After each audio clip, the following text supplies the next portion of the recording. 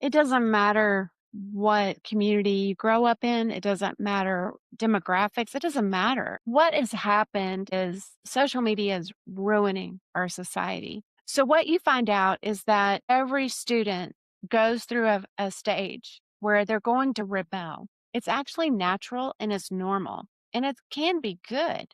There can be good rebellion. In that, what I mean by that is you grow up learning from your parents, this is what you should do, and you know that. But you get to a certain age where you start questioning, is that really what I believe? Is this really what I want? You're supposed to do that.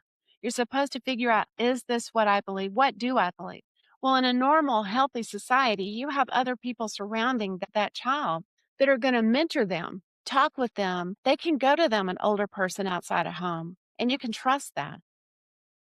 Well, nowadays, you don't have that. You've got kids that are acting out and rebelling in very dangerous ways. They just don't know any better a lot of times. And it's the kids are raising each other instead of finding other great adults in the community to partner with them, to really do life with them, to speak life into them. Welcome to the Ellis Talker Show. If you enjoy our content, please like or subscribe. Hi, welcome to Ellis Talker Show. I'm DV LeBron. Do you have any construction needs? Maybe some hail hit your roof? Check out K&H Construction in Waxahachie. Chris Helms, he'll take care of you. Let him know DV LeBron sent you. Today, my very special guest is Miss Dena Petty, who is with Mentors Care.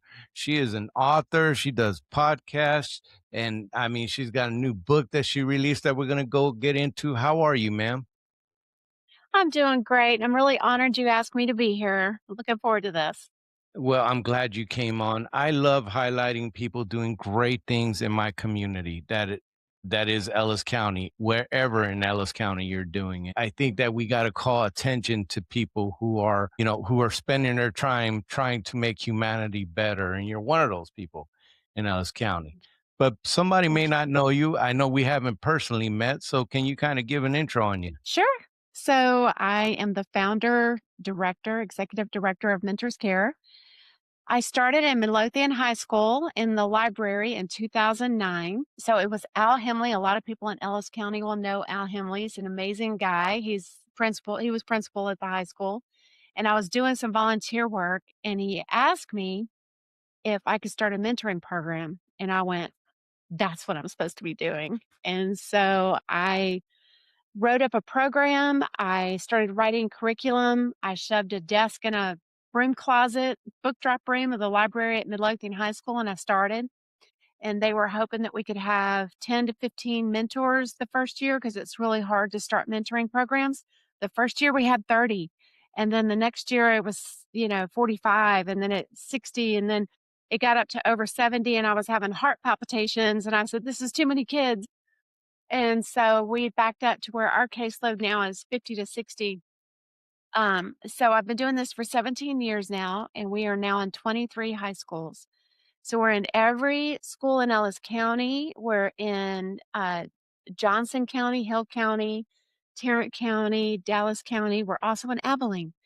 And we're talking with Arlington ISD right now and hope to be talking to Waco hopefully soon. So anyway, we're growing across the state of Texas because it's working and it's truly changing lives. So this year in the 23 high schools that we serve, it's over 1,000 students meeting with a mentor one-to-one. So it's 1,000 students meeting with 1,000 mentors, and it's Wow. incredible what's going on. So How did your life? Because I know you were saying in Midlothian, what was it in your life growing up, or maybe just coming up, brought you to where you're at? Would you say was it faith? Was it these experiences along with faith? yes, it was all of it. So I was that at-risk kid. In fact, I finally wrote my book, Collateral Hope. I turned 60 a couple years ago and I went, all right, it's time. I've been told over and over again, you got to write your story. And so I finally wrote it down, but it's been a long journey. So just really short. I had a father that was in the mafia. I had a mother that was in a cult religion. So it was very, very hard childhood, very confusing. And so when I was in school, I was the kid that was bullied. I didn't have any friends. My mom never woke me up for school. No one told me they loved me, never encouraged me. When I was, a lot of things happened, which you read in the book, but Um, when I was 16, my parents divorced. Shock, didn't work out. Right.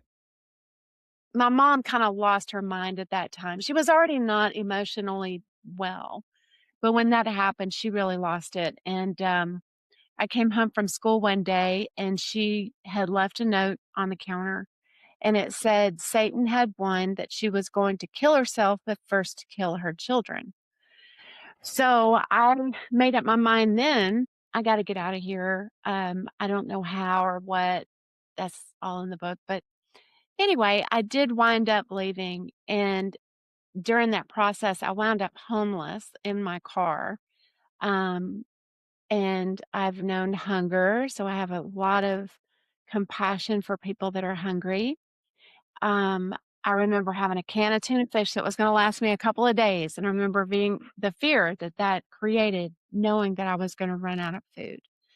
I've known abuse of every kind, and, but I remember when I was homeless, you would think people would be very compassionate and very kind. They were not.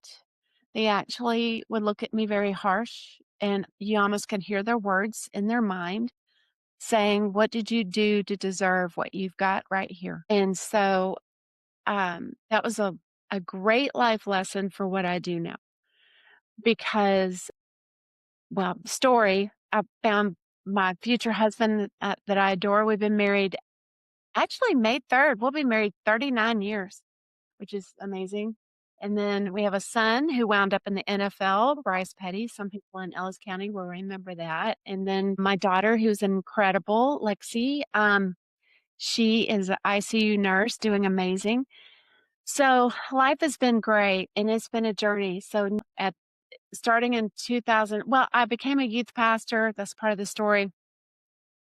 My heart has always been with the at-risk kids, the ones who were um, annoying to teachers because teachers want to teach, and you've got kids that are acting out or not doing what they're supposed to do.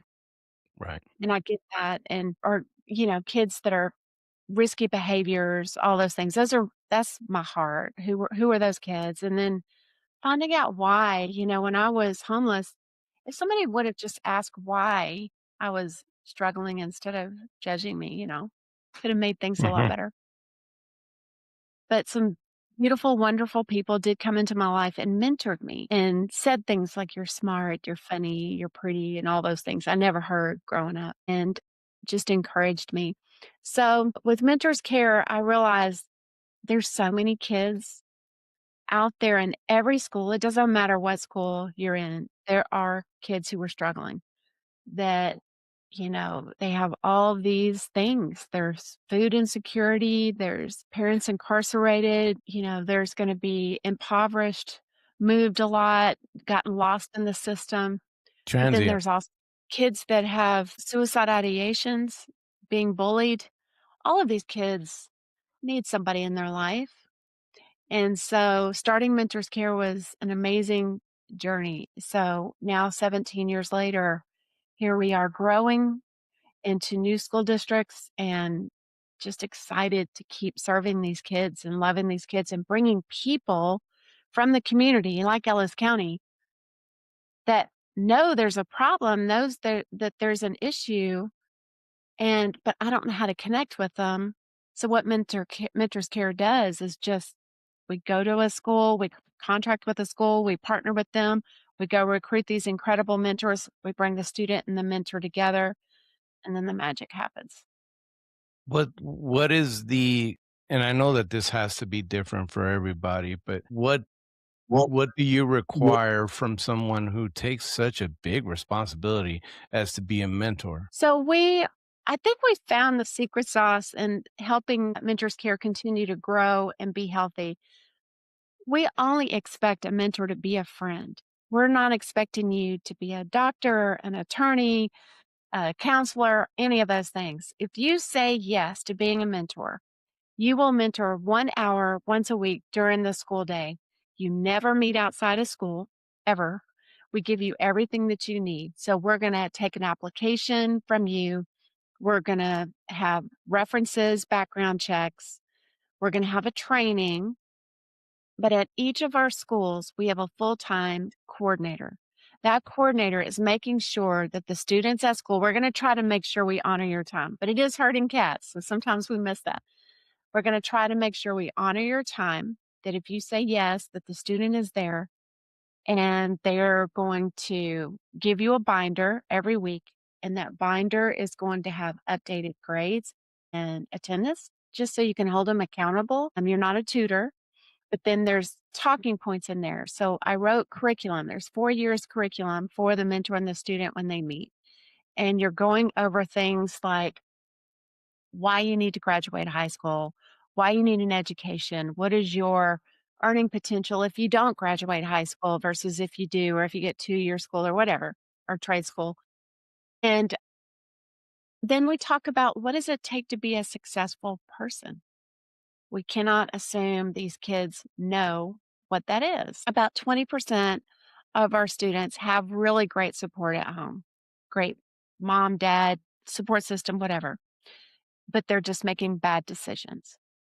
For the other 80%, they just don't know any better. They don't know that showing up is half the battle, that you need to show respect. Even if you don't like somebody, you're going to show respect for that person. Giving 120% when no one's looking. All of these life lessons, we can't assume kids know, but if they are learning at home, you're just partnering with the parent or the guardian and saying, these are great life lessons.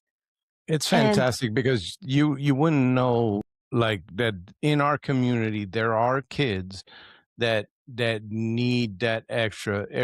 I find it easy sometimes people will take out the line, well, that's the parents' job, and what are the parents doing? And there not every situation is ma and pa on the ranch. It's everybody has a little bit of a different. I mean, I come to this place from a very different place in a very different time. And while my kids have been fortunate to have both parents there, not all kids have that, or not all kids have a parent who's tuned in, or, maybe there's all kinds of circumstances. So when these people come in, I mean, I know I was a troubled youth, and maybe mm, some positive influence would have been great. But, tell me, what are some of the things that you're encountering that show you this is a need? it doesn't matter what community you grow up in, it doesn't matter demographics, it doesn't matter. What has happened is social media is ruining our society. So, what you find out is that every student goes through a stage where they're going to rebel. It's actually natural and it's normal, and it can be good. There can be good rebellion. In that, what I mean by that is you grow up learning from your parents, this is what you should do. And you know that. But you get to a certain age where you start questioning, is that really what I believe? Is this really what I want? You're supposed to do that. You're supposed to figure out, is this what I believe? What do I believe? Well, in a normal, healthy society, you have other people surrounding that child that are going to mentor them, talk with them. They can go to them, an older person outside of home, and you can trust that. Well, nowadays, you don't have that. You've got kids that are acting out and rebelling in very dangerous ways. They just don't know any better a lot of times. And it's the kids are raising each other instead of finding other great adults in the community to partner with them, to really do life with them, to speak life into them. And it's going to align with the parents that love that child. But for a lot of kids, they don't have that adult in their life for a lot of different reasons. There are a lot of reasons these kids are lost and they don't have anybody in their life. And a lot of times it's just not their fault. They're just doing the best they can. They I learn to think, survive in the environment that they know. They've learned how to cope with the environment that's served to them every day. and they need compassion. They need belief that they are important, that they matter. They need to believe they were created for a purpose and for a future. And if people are not speaking that into them, they're gonna believe the lies, and there's so many lies out there, and internet, social media, all of that is ruining their little minds while they're growing and trying to Oh, develop. So, I just think Mentors Care and any other programs like ours, it's the thing that can make the difference with kids. It it really is. is. Teachers and educators, They're in agreement. They go into education. They want to teach. They want to reading, writing, and arithmetic. They want to teach students those but the government has given so many mandates down to the education system that it's bogged it down to do the things that the parents were supposed to do. They're trying to teach students. I heard a saying a long time ago, and I don't know who said this. Somebody needs to tell me who said this. It might have been Mother Teresa. You cannot preach the gospel to somebody that's starving. You've got to That feed was them Mother first. Teresa. Yeah, that was Okay. Mother Teresa. Same thing with education. How in the world can you educate a student when their life is a mess, when their life is falling apart? You gotta address those things first. So if a student's not showing up, not turning in their work, cussing out the teachers, throwing their backpack across the room, getting in fights, risky behaviors, premarital sex, all the things, education's the last thing on their mind. It's just the last Yeah. thing on their mind. So we've gotta step into their life non-judgmentally, loving them where they are, gently guiding them. Once you have that relationship of trust and they really know you're just there loving them, not wanting anything, they're blown away by that, then they'll start listening. They'll start listening to what you have to say. You know, they and what happens to a lot of those kids if there's no intervention, you know, it goes into the juvenile justice system and eventually the criminal justice system, eventually in prison, et cetera, et cetera. Just becomes a pipeline. When those things aren't addressed. I know I went to juvie too, and it was it was Hmm, a judge who had grace on me and gave me a chance that allowed me a chance to go to the Navy and completely change my life from who I was and who I am now. praise It's just a complete transformation. But it was there was people along the way. There was counselors, there was Mhm, teachers. So I get what you're saying, and I'll actually talk about something that I've learned recently, and that is I did an interview with Lindy Beatty, the district attorney of Ellis County, and she told me at that particular time, there were more juveniles in that were incarcerated at that moment for murder than they were adults. More mm, juveniles. This isn't in Dallas County. This is right here in Ellis County. And then I just yeah, did an interview, which I'm going to air soon, with the Waxahachie Police Department, Chief Weiser, and he actually pulled his department heads. So I have them all on camera, and we talked all kinds of things, but we talked about some of the things the juveniles are doing from, they're stealing weapons, they're coming up with very high powered weapons, very high capacity mhm, weapons, and they're mm, robbing each other, they're doing all kinds of stuff, and this is here in Ellis County. And it may mhm, be some are coming from different places and those things are being investigated, but it's happening here. And so when I mm, look at something like what you're doing, a mentor might be the the person who stops some kid from, picking up some rifle.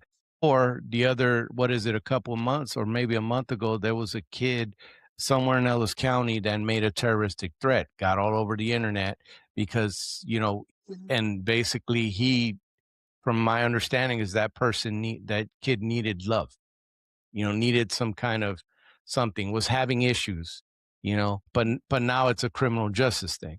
And so when yeah, it comes to these things like mentors care, I could see the thing. Can you tell me a story in particular where mm, that you've been around because you've been doing this a while? Can you tell me one of mhm, those where, man, this really, God really did something here? yeah. So many stories. I wanna go to the juvenile justice system and the toll that it's taking now. For every dollar spent towards mentoring, $3 is saved in the juvenile system. People need to understand that. You have to invest in these kind of programs like Mentors Care to see the actual benefit on the street. I did have a student years and years and years ago who wrote are you still there? I am. Keep going. Sorry. Okay. He, um, he had written a note, terroristic threat kind of thing. Little bitty guy, and he had been bullied. And it was during the summer. They handled it really well. And he was able to go to the off campus site. And I went Mhm. to go see him. And I said, "What happened?" And he goes, "Miss Patty," he said, "I wasn't going to hurt anybody. I was just angry." So we put him in the program. He got a mentor. He completely turned it around. Dan Corum, really good friend of mine who lives up in Plano. He's written several books and Missing Protector, Random Actor. He said, though he was a profiler for school shootings, and I had him come speak to Midlothian ISD years and years ago. And he said, by having a mentoring program, what could have been 90% chance of something happening drops to 20% because they have somebody to talk to. They have somebody that's looking them in the eye, leaning in, hearing them, understanding. I may not understand all that you're going through. I may not have any experience in that at all, but I care. And I'm so sorry for all that's going on. Um, we need that as human beings. And these kids who are teenagers and do not know what to do with all these thoughts and these feelings and feel rejection and bullied, and it rises up this anger and they don't know what to do with it. And until they can talk to somebody, sometimes they do act out in these really bad behaviors. They'll go get a gun. They'll get in fights. They'll do all these things. I did have a student years and years ago. And so people, when I first started, they couldn't believe that we needed a mentoring program at Midlothian High School. And of course, all the teachers and educators would go, okay, y'all clearly do Not not know he what's going not on. here, not here, Well, Yeah. right, right.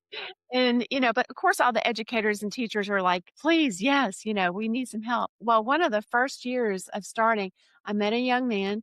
He had a look, and he had the tattoos, and he had the look that he could be like cartel.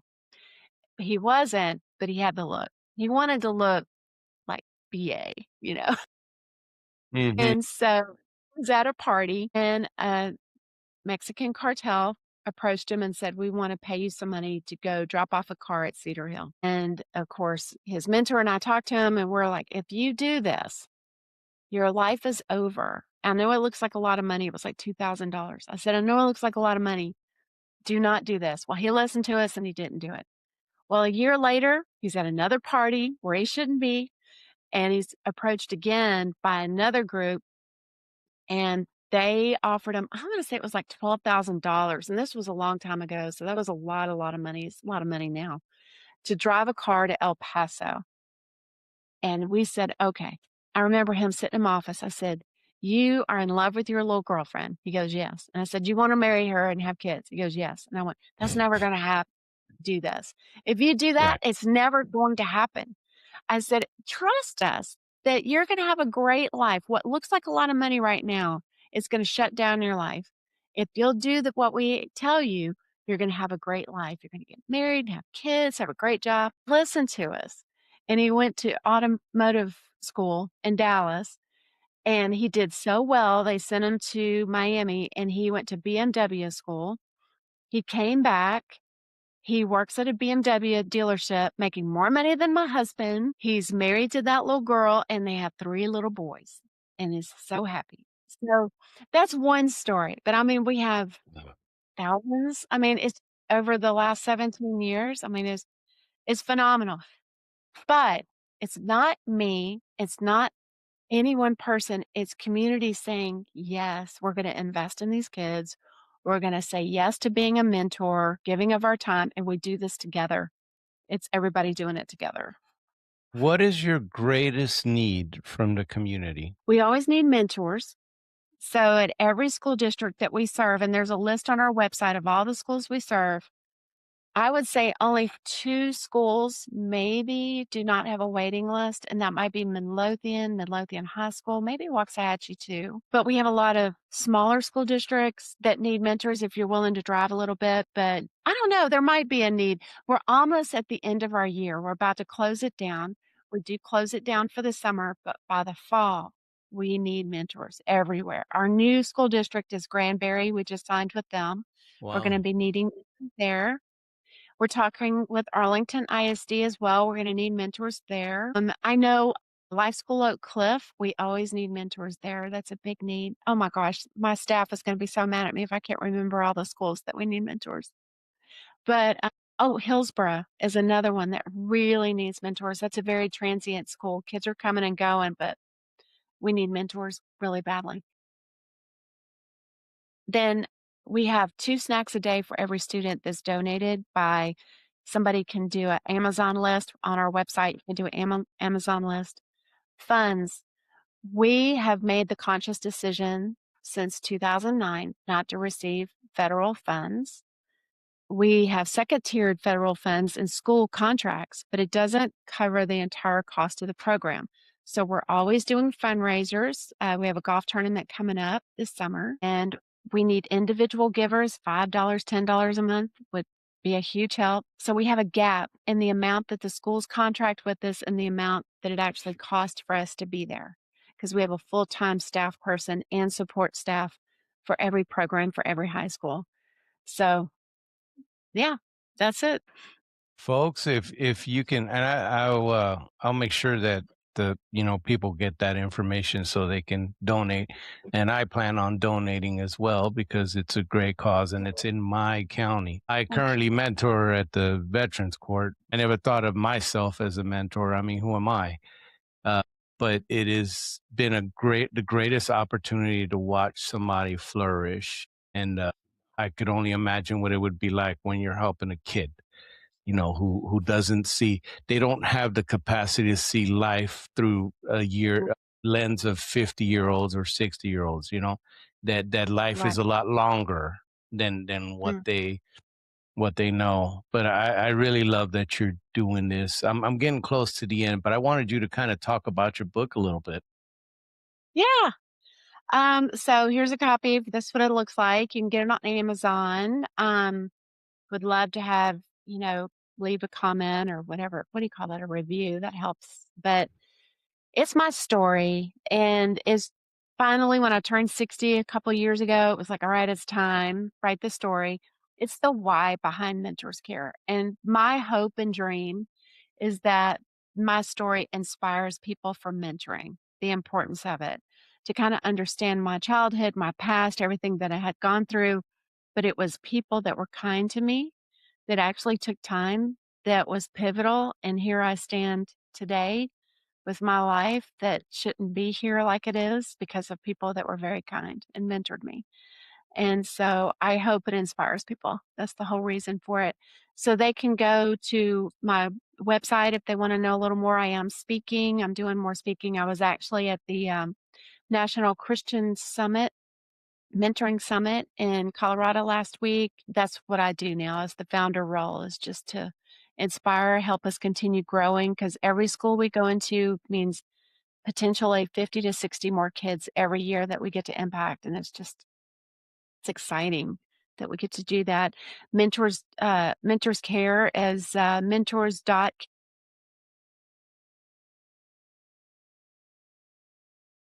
That's awesome. As we close, what would you say to, a kid who right now is struggling and maybe doesn't know, or maybe they don't know whether they want to get a mentor? What is one thing you would say to them? every school district that we go into new, the kids are a little bit standoffish, and they're like, "Nah, I don't know." But you have a handful that get in there. The other kids start saying, "Wow, how incredible."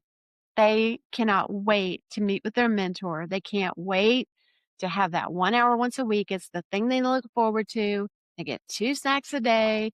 They have an extra office they can go to of a place that they can kinda call home with our coordinator there. Every one of our coordinators are incredible people. You will be noticed. You will be loved. You will be taken care of. We wanna know you. So whatever feelings you're having, which is normal for students, especially if they've had trauma or they've been neglected or abused in any way, it's hard to trust. But these are people you can trust. These are people who really are there for the right reasons and want to get to know you and help you. Thank you so much, Dina, for coming on. Can you stick around after the show real quick?